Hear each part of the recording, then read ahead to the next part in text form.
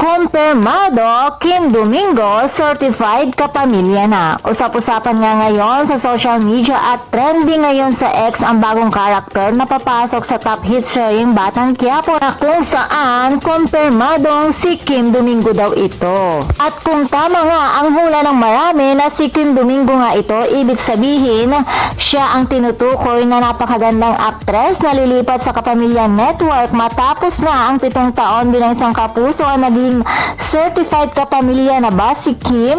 Hindi nga malayo mangyari ito dahil hawig nga ni Kim ang mga mata ng babaeng suspense character na iyon.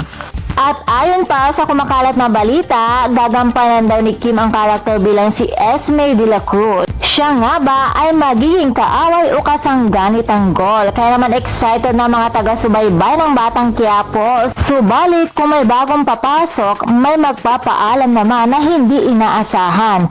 Sino nga kaya sa kanila? Dahil nga sa pasok na si Kim, ang karakter nga ba ni Ivana na si Bubbles ang magpapaalam dahil si Kim na ang bagong kapalit niya, o di naman kaya si Tindeng, si Ramon, si David na kuhang-kuhang inis ng mga tao kaya gusto na nilang matigok ito, si Rigor, si Don Julio, si Santino o si Don Facundo. Well, yan ang dapat natin abangan mga chikadoras. And for more showbiz update, please don't forget to like, share and subscribe my channel. Thank you for watching.